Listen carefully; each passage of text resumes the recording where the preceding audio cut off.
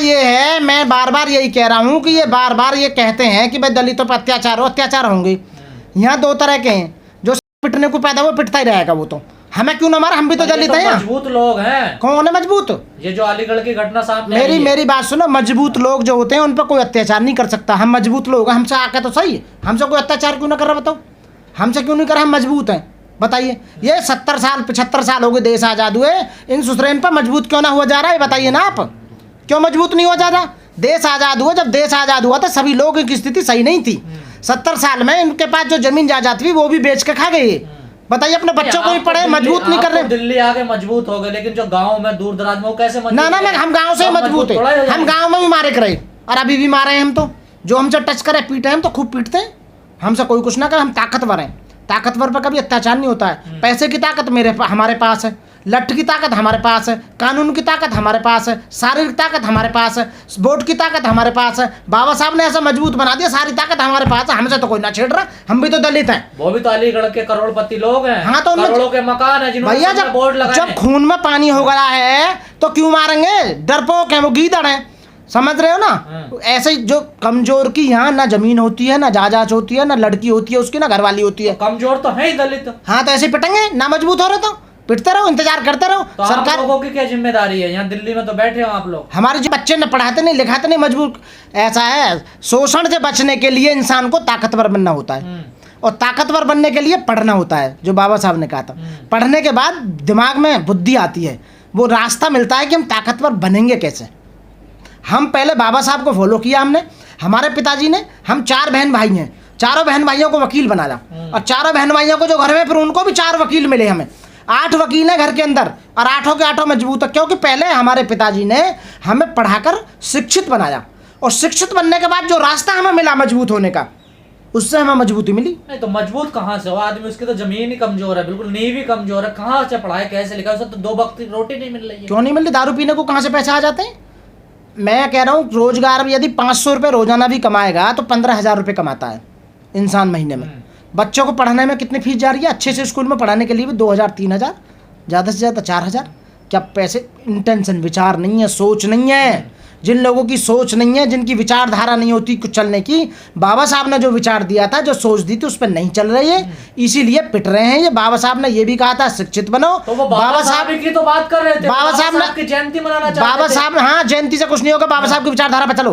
बाबा साहब ने ये भी कहा था कि गाँव को छोड़कर शहरों की तरफ पलायन करो, शहरों में आपको रोजगार मिलेगा, शहरों में आपको बच्चों को शिक्षा मिलेगी, वहाँ आपको मजबूती मिलेगी, वहाँ आपके ऊपर कोई अत्याचार नहीं करेगा। पर ये मान ही नहीं रहे बाबा साहब। तो शहर में, अलीगढ़ में भगवान है, देखिए। तो भैया वो उन पर जब ताकत ही नहीं तो मैं क्या करूँ ना, मारना चाहिए ना, ना मार क्यों नहीं रहे? आए थे वो, अब कहाँ जाए बताइए? पाकिस्तान चले जाएं क्या? क्यों यहीं रहे, लड़ाई करें, मजबूत बने, मारा क्यों नहीं है? मतलब लड़ाई लड़नी पड़ेगी, लड़ाई लड़नी पड़ेगी, जमीनी लड़ाई लड़ो। कहा जा रहा है वो लोग बाबा साहब की विचारधारा को आगे बढ़ा रहे थे, उनके कार्यक्रम करते थे ना, उनका साथ प्रशासन दे रहे हैं ना वहाँ के लोग दे रहे हैं, उनका उत्पीड़न किया जा रहा है। अरे प्रशासन, न्यायपालिका, व्यवस्थापिका, कार्यपालिका, सारी जो धींगड़ा होता है ना मजबूत, उसके नीचे रहती है, वो उसके चरणों में रहती है। ये समझ रहे हो? ताकतवर के पास बैठते हैं। संविधान पे विश्वास ना करें। संविधान पे विश्वास है, संविधान तो उनके हाथों में पहुंच गया ना, जो हमारे खिलाफ काम कर रहे हैं।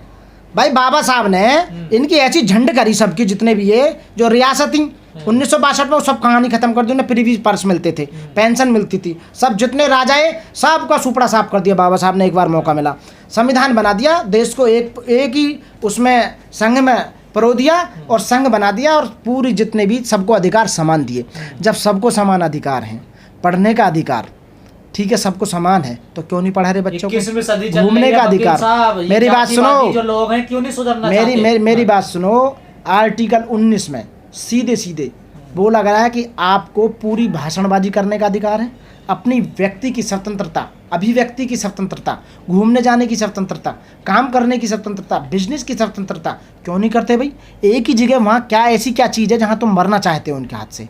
क्यों उनके घरों में काम कर रहे हो? तो कहाँ जाए हो फिर? गांव छोड़कर शहर आए, शहरों में कहाँ जाए? शहरों में बच्चों को पढ़ाएं, टाइम लगेगा, ऐसा नहीं कि एक साथ में कुछ हो जाएगा, टाइम लगेगा, पीढ़ियाँ बदल जाती हैं। बाबा साहब ने कितनी मेहनत के साथ में कहाँ मकाम पर पहुँचा, जब जाकर बाबा साहब को कामयाबी मिली। लेकिन ऐसा नहीं, ये जो सोसाइटी का जो मामला है सांगवान का, वहाँ पढ़े लिखे लोग हैं, पैसे वाले लोग हैं, शिक्षित लोग लोग हैं तो वो भी जातिवाद से बाहर क्यों नहीं आ रहे? तो मुकदमा दर्ज करवाना चाहिए था ना, SC/ST एक्ट में मुकदमा दर्ज होना चाहिए था, वो जेल जाएंगे। हमारे लोग बहुत ज़्यादा हैं, 85% लोग हैं हम, समझ रहे हो ना, और ये 15% लोगों ने जीना हराम कर रखा है। 85 किसकी बात करते हैं? मैं 85 करता हूँ, OBC भी तो उसी में आ रहा है। OBC तो सबसे पहले हमला कर रहा है। अरे दलित है यार, उसे पता नहीं है, वो भी तो दलित है OBC, वो कौन सा कोई उसमें पंडित है क्या? वो बताइए ना, ब्राह्मण उसमें आ रहा है या क्षत्रिय में आ रहा है या वैश्य में आ रहा है?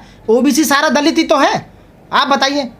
पर वही तो सबसे बड़ा बना हुआ मैं OBC को कह रहा हूँ, बता देना कौन से उसमें आ रहा है हायरार्की में, वो उसी में आते हैं। दलित है वो, अपना आपको पहचान नहीं रहे हैं बिल्कुल भी, ठाकुर बने हुए हैं, इन्होंने पागल बना रखा है इन्होंने, बीजेपी वालों ने, सब उन्होंने। वकील साहब, देवभूमि कहा जाता है उत्तराखंड को, दलित भोजन माता के हाथ का खाना नहीं खाया स्कूल में बच्चों ने। हाँ। छोटे छोटे बच्चों को जातिवाद किसने सिखा दिया स्कूल में? छोटे छोटे बच्चे हैं, इसमें मैं सबसे ज़्यादा बोलता हूँ सरकारों की कमियाँ हैं। सरकार हमेशा नाकाम रही हैं ये सब कुछ करने में। अनटचेबिलिटी ये जो है, इसको बढ़ावे ना घटाने का काम सरकार का काम है। सरकार यदि चाहे तो सब कुछ कर सकती है।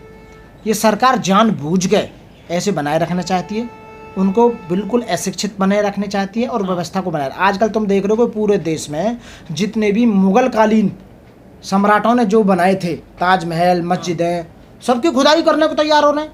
पता ना जिन क्या मामला हो रहा। बाबा निकल रहे हैं, बाबा ना, उनकी डेड बॉडी ने कहा करेंगे, हड्डी ने निकाल के, मेरे को समझ में नहीं आ रहा बीजेपी वाले, पता ना कौन सी लैब बना दी उन्होंने। केवल 2024 का माहौल बनाया जा रहा है। सन 1947 में वर्शिप एक्ट बना था, उसमें ये कहा गया था कि जहाँ मस्जिद है वहाँ मस्जिद रहेगी, जहाँ मंदिर है वहाँ मंदिर रहेगा, किसी के साथ कुछ नहीं होगा।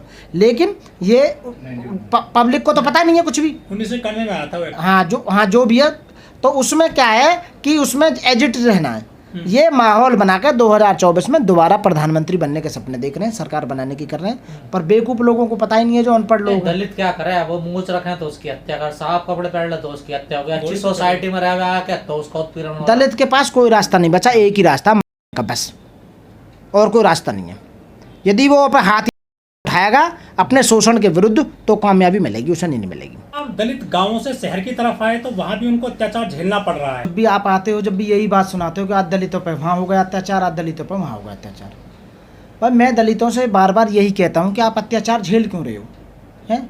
अरे तुम सालों को मारते क्यों नहीं हो, मैं ये समझो। कौन कह रहा शांति प्रिय कौम? अपने इनको तो ये बिल्कुल तैयार हो जाए 1 मिनट में, जब दूसरे मारे हैं तो फिर चुप बैठे रहे में, हमें क्यों? तो ये रास्ता थोड़ा। दलित गांवों से शहर की तरफ आए तो वहाँ भी उनको अत्याचार झेलना पड़ रहा है। जब भी आप आते हो, जब भी यही बात सुनाते हो कि आज दलितों पर वहाँ हो गया अत्याचार, आज दलितों पर वहाँ हो गया अत्याचार।